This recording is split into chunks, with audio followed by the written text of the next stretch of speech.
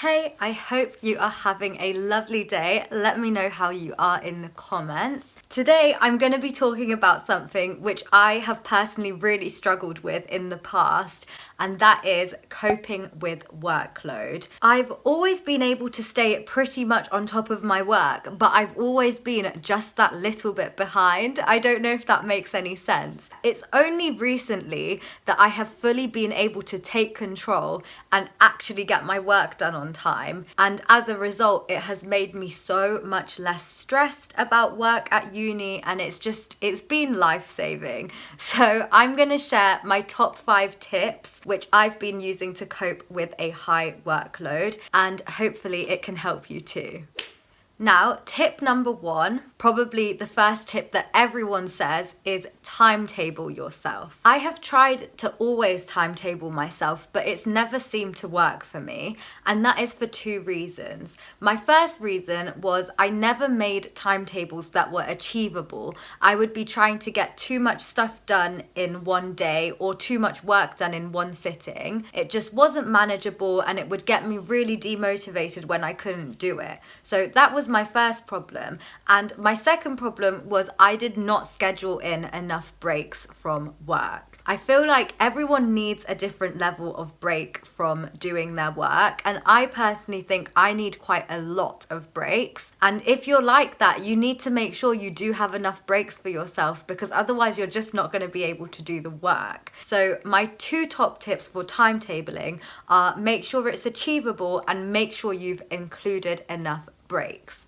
Timetabling is especially useful at uni at the moment, and potentially at school as well. It's helpful in everything right now because most people are working from home, so we've got a lot less structure to our day at the moment, and we have to add it in ourselves. In terms of timetabling, for me personally, I literally need to plan my day to the minute to actually stay on top of it. And as I said at the beginning of talking about this tip, I make sure that what I put within each time frame is very achievable so that I can finish it and so that I can stay motivated to keep going. You might not need to timetable to the minute or timetable very specifically, but just having a rough structure to the day honestly helps so much. So I'd highly recommend timetabling, and please do not forget to schedule in breaks for whatever it is that you enjoy doing. And my second tip kind of goes with the timetabling,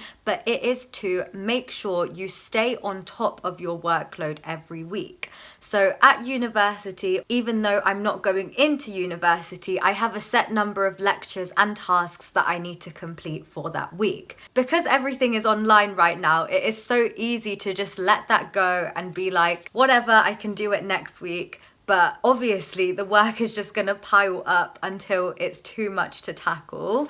So definitely make sure you get your work done for the week it needs to be done, because it will keep your work pile low and well managed and manageable for the future as well. The way that I personally do that at medical school is when uni's in person, we have 1 module per day, if that makes sense. So I literally try and dedicate 1 day of my week to each module, and therefore I can get the correct level of work done each day. My next tip, which I use to cope with the high workload from medical school, is I make lists all the time. So a list of everything I need to do in a week, a list of everything I need to do in a day, and I make a list in several places so that it's always in my face. So I make lists in my bullet journal, I make lists on my laptop on my Todoist app, which I've spoken about in the past. Yeah, just lists and lists and lists of things that I need to get done. It might not work for everyone, but it really, really works for me because I love ticking things off a list and feeling a sense of accomplishment at that. And also it just reminds me of the things that I need to do. If I didn't write it down, I would forget it / pretend it didn't exist. So I definitely write it down. And along with making lists, I make sure that I prioritize the activities on that list in order of importance. So in my bullet journal, I normally highlight the activities that are sort of get this done now, or like this needs to be done, or I put them at the top of the list, things like that. If you prioritize, you will get the work done that definitely needs to get done, and the stuff that's sort of in the background, that's okay. Like, you know that you can get to it when you get to it, but it's not urgent. This tip, making lists and prioritizing, I'm not gonna lie, this is probably my favorite tip, because this tells me exactly what I need to get done and gives me plenty of motivation to go ahead and do that. My next tip for if you're struggling to cope with a high workload, for example at university, would be to ask for help when you need it. Honestly, there's nothing wrong with asking for help. I hope that you know that. I ask for help pretty much all the time. You can ask all my friends. I will be the one to be like, I have no clue what's going on. Someone save me, please. But yeah, you need to ask for help if you need it. Sometimes things are so much easier when someone is there to help out. So yeah, ask your friends if they're on the same course as you, or if they're doing the same thing as you, because they might be able to help. And sometimes it's really useful getting a course mate's perspective on something, because they'll explain it in a way the lecturer didn't, because they're more at your level than the lecturer is. So I personally find that really helpful sometimes. And obviously the other way to ask your help is ask your teacher, ask your lecturer. Just drop them an email. I would hope they'll be happy to help and reply to you. Don't be hard on yourself if you have to ask for help. It can seriously help with all the work that you've got going on and take some of that pressure off.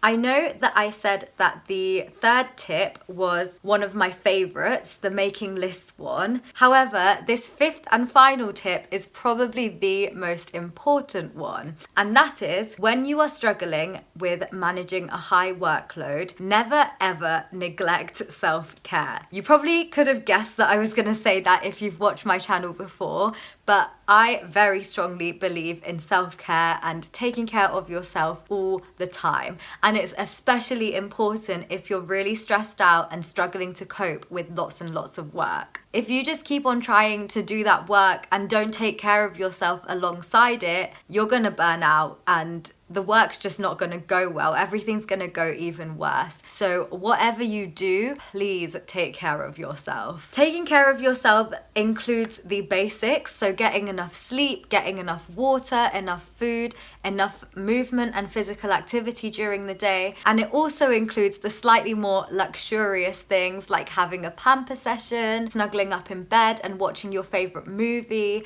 or doing something that you love and enjoy. Please make sure that you take enough time out for yourself each day and you look after yourself. So there you have it. They were my 5 tips to coping with a high workload, specifically at university. Just to run through them again, I said make sure to timetable yourself with breaks. Make sure you stay on top of your weekly workload, so week by week nothing builds up. Make sure that you make lists and prioritize in order of importance if making lists is something that helps you. Always make sure that you ask for help if you need it. That was tip number 4, because honestly, it can take so much pressure off if you're not putting all the pressure on yourself to know everything and be able to do everything. Finally, my last tip was never neglect self-care. Like I said, the most important one, because you need to take care of yourself if you're going to get yourself through this work. I really hope that this video was useful to you, and I hope that you can try out some of the tips and they might work. Please don't hesitate to message me if you have any specific questions, and please let me know what else you'd like to see on my channel, because I want to be making videos that you want to see. Go ahead and hit subscribe if you want to see more of me. I've got university, medical school, positivity, lifestyle content, a little bit of everything. Hopefully I will see you again here soon. Thank you so much for watching, and I hope you enjoyed.